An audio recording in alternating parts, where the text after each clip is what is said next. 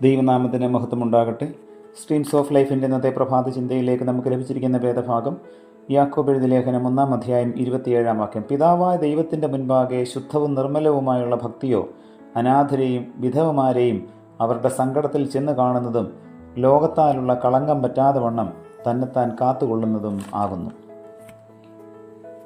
പൊമറേനിയയിലെ ഒരു ചെറിയ പട്ടണത്തിൽ ഉത്തമ ശുശ്രൂഷ നിർവഹിച്ചുകൊണ്ടിരുന്ന ഒരു പട്ടക്കാരൻ മരണക്കിടക്കയിലായി. ആത്മീയ സമാധാനവും വിശ്വാസവും പ്രത്യാശയും അദ്ദേഹത്തിനുണ്ടായിരുന്നു. എന്നാൽ മാനസികമായി അദ്ദേഹം അന്ധകാരത്തിലായി. കുടുംബത്തിൻ്റെ ഭാവിയെക്കുറിച്ചുള്ള ചിന്തയാണ് ഈ അന്ധകാരത്തിൻ്റെ കാരണം. മുതിർന്ന 5 കുട്ടികളും 3 ചെറിയ കുഞ്ഞുങ്ങളും, അങ്ങനെ 8 മക്കളെയും രോഗിണിയും ബലഹീനയുമായ ഭാര്യയെയും ആര് പോറ്റി പുലർത്തും? ഈ വലിയ ഭാരം താങ്ങുന്നതിനുള്ള കഴിവ് ഭാര്യയ്ക്കില്ലായിരുന്നു. എല്ലാം ദൈവത്തിൽ ഫലമേൽപ്പിച്ചുകൊണ്ട് അദ്ദേഹം നിദ്ര പ്രാപിച്ചു. 10 മാസത്തിന് ശേഷം ഭാര്യയെയും മരിച്ചു. മക്കൾ 8 പേർക്കും ഏക ആലംബമായി ശേഷിച്ചത് വൃദ്ധയായ വലിയമ്മ മാത്രമാണ്. ഈ സംഭവം ഉണ്ടായത് 1866-ലാണ്. അത് ജർമ്മനിയുടെ ഒരു പ്രത്യേക കാലഘട്ടമായിരുന്നു.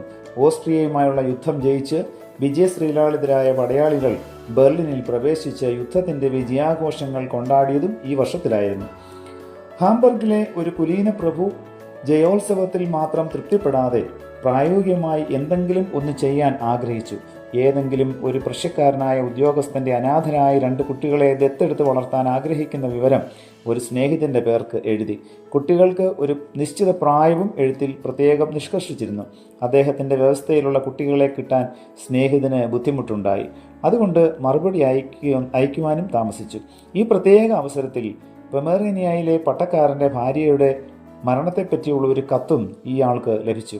ഇതിൽ ദൈവനടത്തിപ്പുണ്ടെന്ന് കരുതി ഒട്ടും താമസിയാതെ പട്ടക്കാരൻ്റെ 2 മക്കളെപ്പറ്റി എഴുതി.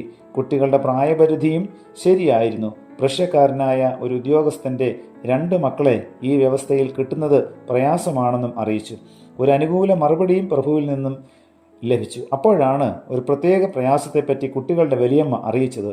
തൻ്റെ മകൾ മരിക്കുന്ന സമയത്ത് അവരുടെ അന്ത്യാഭിലാഷം ഈ 3 കുട്ടികളെയും വേർപിരിയാതെ വളർത്തണം എന്നുള്ളതായിരുന്നു. അത് സാധിച്ചു കൊടുക്കാമെന്ന് വലിയമ്മ ഉറപ്പ് നൽകിയ വിവരവും അദ്ദേഹത്തെ അറിയിച്ചു.